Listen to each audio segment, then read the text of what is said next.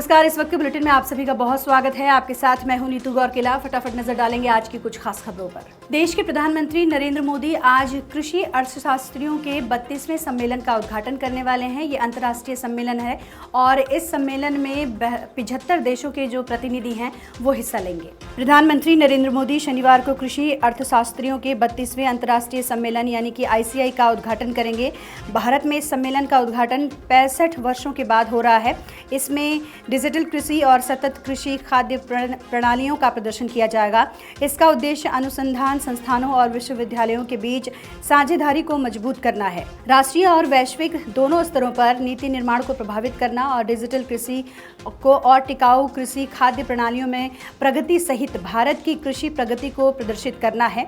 कृषि अर्थशास्त्रियों के अंतर्राष्ट्रीय संगठन की ओर से हो रहे 6 दिवसीय त्रिवार्षिक सम्मेलन का विषय टिकाऊ कृषि खाद्य प्रणालियों के लिए परिवर्तन है।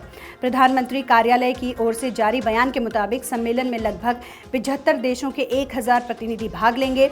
सम्मेलन वैश्विक कृषि चुनौतियों के लिए भारत के सक्रिय दृष्टिकोण को रेखांकित करेगा। पेरिस ओलंपिक 2024 के 7वें दिन भले ही भारत ने कोई कमाल नहीं दिखाया हो, लेकिन 8वें दिन आज ये माना जा रहा है कि मनु भाकर का जो जलवा है वो बरकरार रहेगा और मनु भाकर फिर से 4 मेडल देश के नाम करेंगी। अब तक इस ओलंपिक में 2 ब्रॉन्ज मेडल जीत चुकी मनु भाकर ने शूटिंग में एक और पदक जीतने की तरफ अपने कदम बढ़ा दिए हैं। मनु ने महिला 25 मीटर पिस्टल के फाइनल में अपनी जगह को बना लिया है, जिसमें उन्होंने क्वालिफिकेशन राउंड में दूसरे स्थान पर रहते हुए खत्म किया।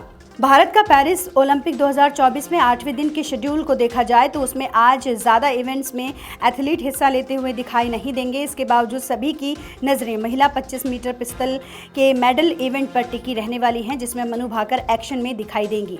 क्वालिफिकेशन राउंड में मनु का बेहतरीन प्रदर्शन देखने को मिला था। ऐसे में सभी को उम्मीद है कि वो पदकों की हैट्रिक करने में ज़रूर कामयाब होंगी। इस इवेंट के अलावा भारत के बॉक्सिंग खिलाड़ी निशान देव आज पुरुष 71 किलोग्राम की कैटेगरी में क्वार्टर फाइनल मुकाबला खेलेंगे। बढ़ते हैं आगे। अब बात करेंगे दिल्ली की। दिल्ली के राउज IAS कोचिंग सेंटर का जो मामला है इसको लेकर CBI जांच करेगी। हाईकोर्ट की तरफ से ये आदेश दिए गए हैं। आपको बता दें कि इस कोचिंग सेंटर के बेसमेंट में पानी भर जाने की वजह से 3 छात्रों की मौत हो गई थी।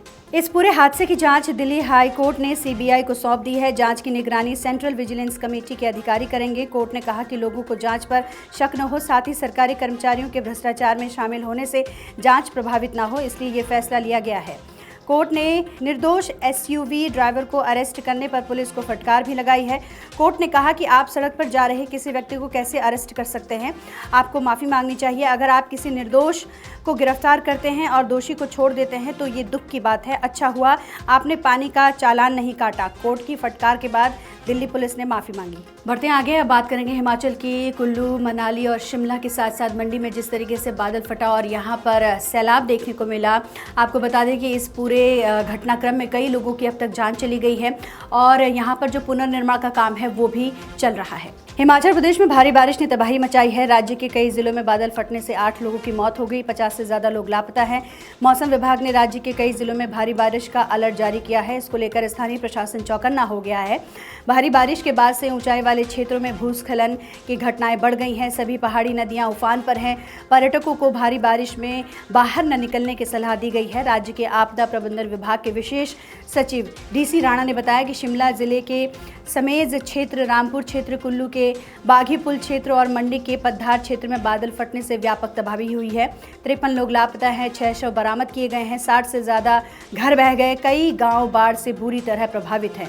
NDRF और SDRF ने फंसे हुए लोगों को बचाया है। बुधवार रात हिमाचल के तीनों जिलों कुल्लू, मंडी और शिमला में बादल फटने से अचानक बाढ़ आने के बाद मंडी के राजबन गांव से 2 शव और कुल्लू के निरमंड से 1 शव बरामद किया गया। कुल्लू में श्रीखंड महादेव के आसपास फंसे करीब 300 लोग सुरक्षित हैं।